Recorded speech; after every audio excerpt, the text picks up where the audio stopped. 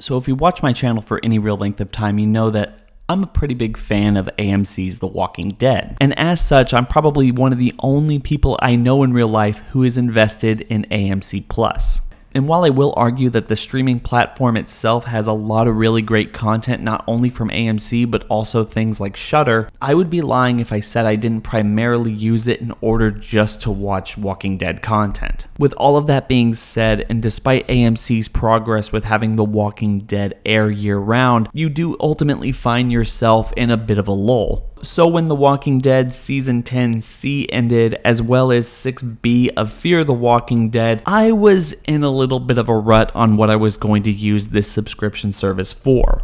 Then enter Kevin Can Fuck Himself. We saying Kevin can himself or Kevin can F himself? A show that dares to take the tired formula of an overweight, near-alcoholic, 30-year-old man-child with a hotter-than-average wife that turns the entire premise on its head to see what it's like from the wife's perspective. Whoa, Miss Hercules over here. Honestly, I feel like one of the reasons this show grabbed my attention pretty much more than any other news show in 2021 is because of Wanda Vision. Now, while I haven't talked about that iteration of the MCU on this channel before, I will go on record to say that it's probably one of the best things they could have done after Endgame. With the subtle deconstruction of every decade's form of sitcom comedy, serendipitously playing off the fact that we had all just spent the better part of a year cooped up in our own houses because of a once-in-a-century pandemic. Most of us not having that much more to do with our extra time than sit down and watch some old sitcoms. Now, I might come off as a little bit cynical here, but I don't think I can say with any real certainty that Falcon and the Winter Soldier, Loki, or to the very least extent Black Widow, gave me anywhere close to the type of nostalgia or vicarious emotion that Wanda Vision did. Just seeing that show play off of all these different formulas of the Dick Van Dyke Show, Bewitched, All in the Family, The Brady Bunch, Malcolm in the Middle, Modern Family, and The Office, and pretty much anything else they riffed on, really ended up impacting me emotionally more than it otherwise should have. These are shows and aesthetics that I know intimately and that I literally fell in love with because I grew up with them. They're some of the reasons I love filmmaking to begin with, and it's certainly one of the reasons that I started this channel. So when that show ended, or I guess to a more accurate extent, kind of went off the rails, I was left in a little bit of a rut. What, if anything, new is there to watch after the biggest entertainment brand in human history just made the case that one of the most interesting pop culture moments of this new decade was simply deconstructing concepts that we knew from sitcom formulas. And I think that's exactly what was on the minds of the people who made Kevin Can Himself. The show is nothing if not an unabashful version of the multi-camera sitcom seen in the late 90s and early 2000s turned up to 11. It doesn't mean you get to be moody. You already used that excuse once this month. Seriously, while watching this show, I found myself thinking a lot that this is exactly what a multi-camera sitcom would be if the entire concept and cultural perception of sitcoms hadn't slowly been chipped away by the introduction of cable and streaming networks over the last couple of decades. What the hell, lady? I'm not sorry. With all that being said, for a show that has so much disdain for its titular character, it goes without saying that the sitcom parts with Kevin are indeed the best parts of this entire series. From the wacky escape room concept of episode 4's Live Free or Die, to the show's own riff on the 2 dates to the prom scenario in episode 6's The Grand Victorian. Every single time the audience is with Kevin, we know exactly where we are in the world and exactly where we're going. The upside to any of that is that the showrunners here know exactly how to tell stories like these, and it's ultimately more funny than it otherwise should be. Really that much better than this place? And strangely, one of the reasons it's as funny as it is isn't because of the irony of everything happening in between those specific scenes. It's just really well written and acted. I also think the show greatly benefits by not having to hinge its entire concept solely on the back of Kevin.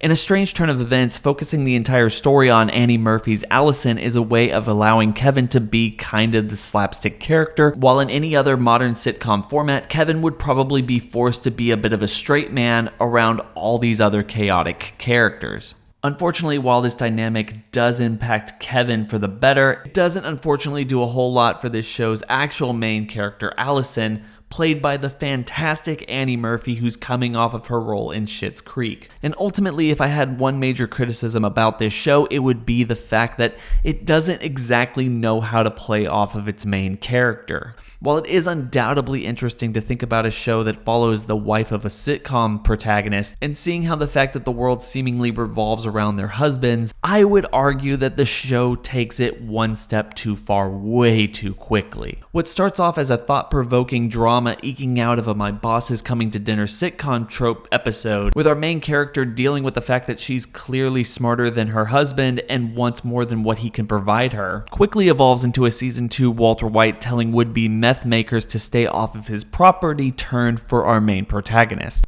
And while the rest of the season, especially the last couple of episodes, do their best to explain why Allison is just this disjointed from reality and so willing to go all these extra steps in order to make sure Kevin dies, it is a little bit weird to me that we are this far along in the process this early on in the show. Allison as a character is too conniving and too emotionally distant from everybody closely connected to her to care very much about as an individual. At the end of the season, I'm not entirely sure why us, the audience, wants her to win, other than the fact that we know Kevin is just kind of a monster because he's the amalgam of every single self-absorbed sitcom husband over the last couple of decades, and it's just frankly tiring at this point no matter how funny it is. I guess there is room to argue the fact that Allison is indeed the monster of the series because she clearly doesn't care about anybody else around her and simply wants what she wants at any given moment. But one of the reasons that is harder than normal to justify is because pretty much everybody in this show is just the worst. So much so that by the end of the first season, Allison is still one of the more sympathetic characters. Even with her and Patty having Neil on the floor threatening his life in order not to tell Kevin that they're planning on killing him. At the end of the day, if the show does get a second season and continue to go onward, one of the things I hope it does more than anything is make Kevin a sympathetic character as we continue to explore the darkness that is in Allison as she continues to try to kill off her husband and pretty much anybody else that gets in her way. If that's the case, then I will come back here and eat my words in the fact that this season did its best to set up these characters, and they're going to expound upon them in the second season in a more gratifying way. As it leaves off now, I'm forced to sit here to tell you that I did very much enjoy this show, and I do want to see it continue, although I feel like it kind of dropped the ball with its entire premise of a single camera drama versus a multi-camera sitcom, looking at different worlds and exploring these characters for who they are. And interestingly, I think the show did a very good job in explaining why multi-camera sitcom formats just tend to work so well even though they do the same things over and over again, while single camera dramas are so hard to get right. When you saturate the world around you, it's easy to see the color in everyday moments, but when you hyper focus, it's easy to see the cracks. And unfortunately for the first season of Kevin Can Fuck Himself, its most interesting concept was in fact its biggest failure.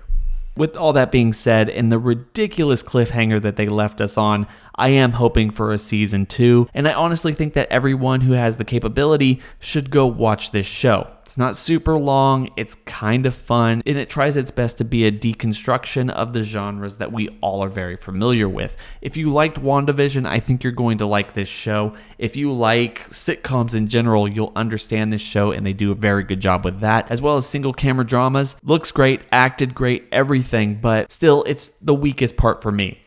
Anyway, guys, I'm going to leave it at that. Hope everyone's having a fantastic day. It's been real.